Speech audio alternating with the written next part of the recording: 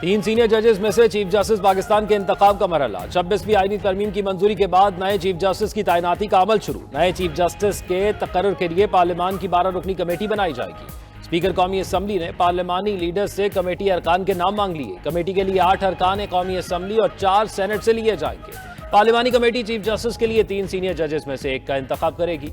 Chief justice retirement से 3 रोज पहले 3 senior जजेस का पैनल स्पीकर को भिजवाएंगे।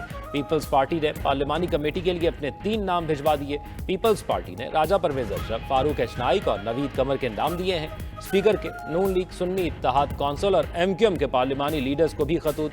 पार्लियामानी कमेटी में नुमाइंदगी के लिए नाम मांग लिए। जराये के मुताबिक तहरीक इंसाफ भी चीफ जस्टिस की तकर्री के लिए बनने वाली पार्लियामानी कमेटी का हिस्सा बनेगी। पीटीआई आज पार्लियामानी कमेटी के लिए नाम स्पीकर को भिजवाएगी।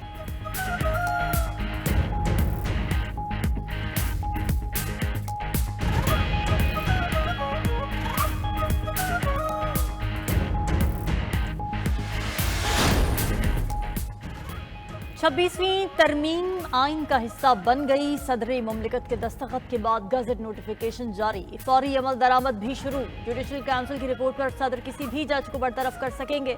जजेस तकर्रुरी कमीशन हाई कोर्ट जजेस की कारकर्दगी का जायजा भी लेने का मजाज होगा। कोई अदालत या अथॉरिटी वजीर आजम या काबीना की सदर को तजवीज़ पर कोई सवाल नहीं कर सकेगी। चीफ जस्टिस पाकिस्तान की तैनाती की मुद्दत 3 साल होगी। उम्र की बालाई हद 65 साल मुकर्रर। आईनी तरामीम के मुताबिक आइन से मुताल्लिक केसेस के लिए आईनी बेंच तश्कील दिया जाएगा। जुडिशल कमीशन आईनी बेंचेस और जजेस की तादाद का तयन करेगी। आईनी बेंचेस में तमाम सूबों से मुसावी जजेस तैनात किए जाएंगे। अज खुद नोटिस का इख्तियार अब आईनी बेंचेस के पास होगा। सुप्रीम कोर्ट अपने तौर पर कोई हिदायत नहीं दे सकती। सुप्रीम कोर्ट हाई कोर्ट के किसी भी केस को मुंतकिल कर सकेगी।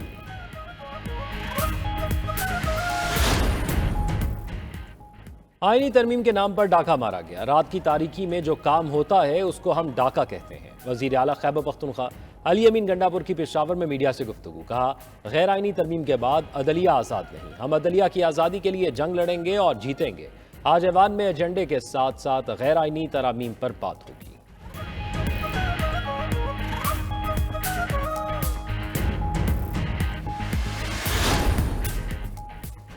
कानूनदान हामिद खान का नई आईनी तरमीम को चैलेंज करने का ऐलान। सुप्रीम कोर्ट के बाहर बोले, हमारे अरकान को धमकाया गया। आईनी तरमीम की मंजूरी के लिए हॉर्स ट्रेडिंग हुई। इस तरमीम ने आइन का हुलिया बिगाड़ दिया।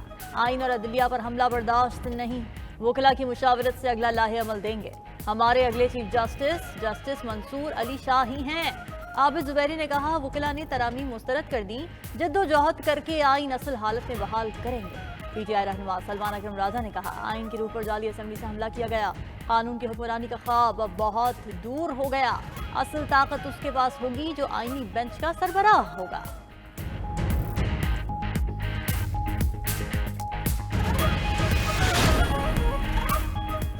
छब्बीसवीं आईनी तरमीम की मंजूरी पर मुल्की सियासी क़यादत की मुबारकबाद। वज़ीर आला मरियम नवाज ने कहा, यह आईनी तरमीम पार्लियामेंट की बालादस्ती के लिए नागुज़ीर थी। गवर्नर पंजाब सलीम हैदर बोले, सियासी जमातों का मुत्तफ़िक़ा तौर पर तरमीम मंजूर करना अहम संगे मील है।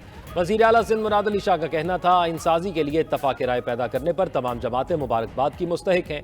गवर्नर सिंध कामरान डिसोरी ने अदालती इस्लाहात के बाद अब ज़ेर इल्तवा मुक़द्दमात का तेज़ रफ्तार हल यकीनी करार दिया।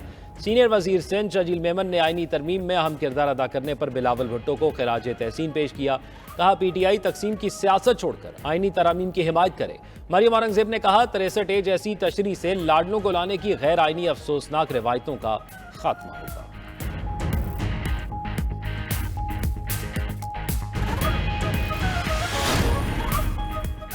पीटीआई इंट्रा पार्टी इंतखाबात से मुतालिक नजरसानी दरखास्त मुस्तरद। चीफ जस्टिस काजी फायजीसा की सरबराही में 3 रुकनी बेंच ने समाअत की। पीटीआई के वकील हामिद खान का 3 रुकनी बेंच पर एतराज। नजरसानी दरखास्त के लिए लार्जर बेंच बनाने की इस्तदा कर दी। कहा, मौजूदा 3 रुकनी बेंच अपील नहीं सुन सकता। केस लार्जर बेंच की तश्कील के लिए कमेटी को भेजा जाए। ऐसे शख्स के सामने दलाइल नहीं दे सकता जो हमारे खिलाफ बहुत मुतासिब हो। चीफ जस्टिस ने दरखास्त मुस्तरद करते हुए कहा कि दरखास्त गुजार की जानिब से 13 जनवरी के फैसले में किसी कानूनी सुकम की निशानदही नहीं की गई। हामिद खान अदालत में सियासत न करें, तकरीर करनी है तो बाहर जाकर करें।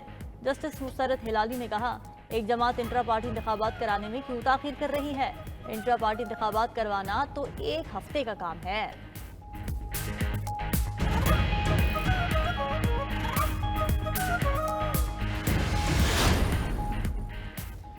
26वीं आईनी तरमीम का सुप्रीम कोर्ट में जिक्र, जस्टिस मंसूर और जस्टिस आयशा के दिलचस्प रिमार्क्स। मसाती कमीशन से मुतल्लिक हाई कोर्ट के फैसले के खिलाफ अपील में आईनी बेंच का तस्करा। जस्टिस मंसूर अली ने कहा, क्या ये केस अब आईनी बेंच में जाएगा या हम भी सुन सकते हैं? अब लगता है ये सवाल हर रोज उठेगा कि केस आम बेंच सुनेगा या आईनी बेंच। फरूक नसीम बोले, सियासी केसेस अब आईनी केसेस बन चुके हैं। जस्टिस आयशा मलिक ने कहा, चलें जी, अब आप जाने और आपके आईनी बेंच जाने। जस्टिस मंसूर अली शाह ने कहा, समाअत 3 हफ्तों तक मुलतवी कर रहे हैं, तब तक सूरत हाल वाज़ेह हो जाएगी।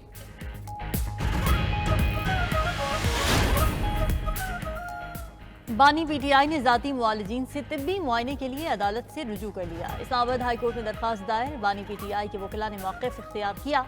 बानी पीटीआई के जाती मुआलिजीन को रसाई नहीं दी जा रही। डॉक्टर आसिम को 15 अक्टूबर को बानी चेयरमैन तक रसाई नहीं दी गई। जाती मुआलिजीन बानी पीटीआई की मेडिकल हिस्ट्री से आगाह हैं। डॉक्टर आसिम, डॉक्टर फैसल सुल्तान को चेकअप का इजाज़तनामा जारी किया जाए। उधर साबिक़ खातून अव्वल बुशरा बीबी की बेटियों ने वालिदा से मुलाकात के लिए अदालत से रुजू कर लिया। स्पेशल जज सेंट्रल इस्लामाबाद ने दरखास्त पर सुपरिटेंडेंट अडियाला जेल से कल जवाब तलब कर लिया।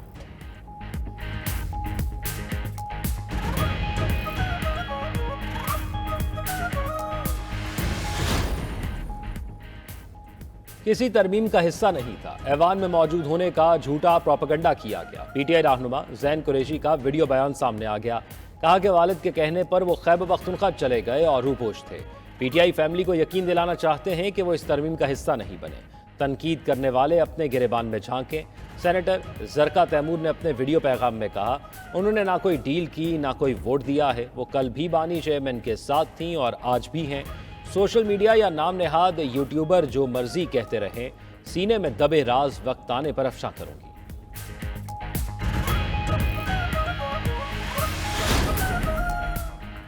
आईनी तरामीम के हक में वोट देने पर सरबराह बीएनपी का एक्शन। अख्तर मेंगल ने सेनेटर नसीमा एहसान और कासिम गोंझू से इस्तीफा मांग लिया। कहा, पार्टी पॉलिसी के खिलाफ जाने पर दोनों सेनेटर्स फौरी मुस्ताफी हों, वरना पार्टी से निकाल दिया जाएगा।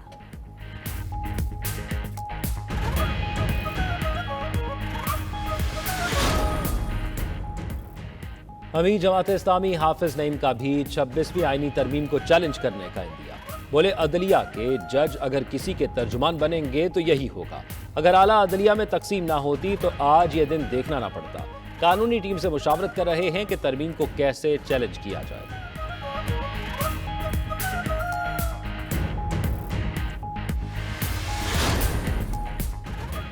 पीटीआई इख्तिदार में आकर मुतनाज़िया गैर आईनी तरामीम का खात्मा करेगी। मुशीर इत्तलात खैबर पख्तूनख्वा बैरिस्टर सैफ कहते हैं कि जाली हुकूमत ने रात की तारीकी में सुप्रीम कोर्ट पर शब फोन मारा। जल्दबाजी में तरामीम का मकसद सुप्रीम कोर्ट के फैसले के इतलाक से बचना है। हमारी जिद्दोजहद मजीद तेज होगी। पंजाब में दफा 144 के नफाज का इख्तियार डिप्टी कमिश्नर्स को भी मिल गया। पंजाब असेंबली से मुसव्वदे की मंजूरी के बाद गजट नोटिफिकेशन जारी।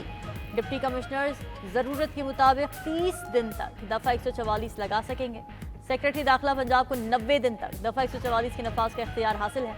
90 दिन से ज्यादा अरसे के लिए दफा 144 लगाने का इख्तियार काबीना के पास होगा। कोड ऑफ क्रिमिनल प्रोसीजर 1898 में तरमीम कर दी है।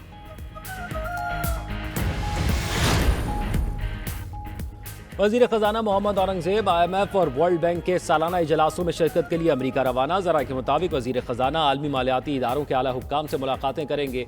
चीन, बरतानिया, सऊदी अरब और UAE और तुर्किया के हम मनसब रहनुमाओं से भी मिलेंगे।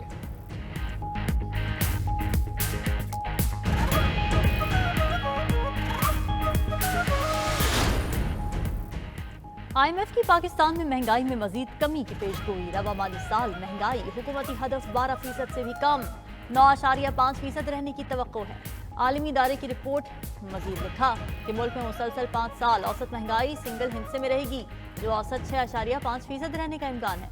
मुआशी हालात बेहतर और बेयकीनी में कमी आ रही है।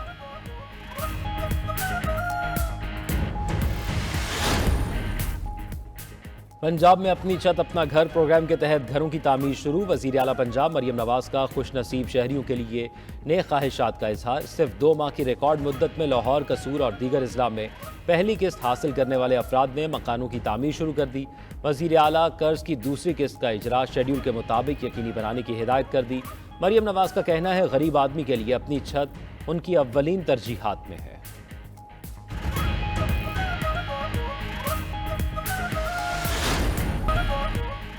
तुर्किया के मारूफ मजहबी रहनुमा फताहुल्लाह गोलन अमेरिका में इंतकाल कर गए। तुर्क मीडिया के मुताबिक अमेरिका में मुकीम फताहुल्लाह गोलन की उम्र 83 साल थी।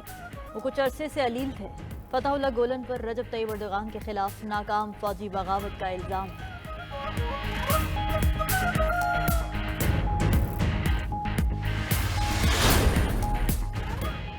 इसराइल की गजा में बदतरीन बमबारी जारी। बैतुल लाहिया में बमबारी से 100 के करीब शहादतें, 50 जख्मी, दर्जनों अफराद इमारतों के मलबे तले दबे हैं। शुमाली गजा में अल-कसाम ब्रिगेड्स के हमले में इसराइली कर्नल हलाक, मुतअद्दिद फौजी जख्मी हो गए। इसराइली मीडिया के मुताबिक कर्नल दक्सा फ्रंट लाइन अफसरान में शामिल था। इसराइल के हलाक फौजियों की तादाद 358 हो गई। सियोनी फोर्सेस का एक और जंगी जुर्म बेनकाब। इसराइली अखबार के मुताबिक इसराइली फौजी निहत्ते फलस्तीनियों को इंसानी ढाल के तौर पर इस्तेमाल कर रहे हैं। शहरियों को फौजी वर्दी पहनाकर इमारतों और ज़ेर ज़मीन सुरंगों में भेजा गया। इसराइली फौज के सीनियर हुक्काम को भी इल्म था।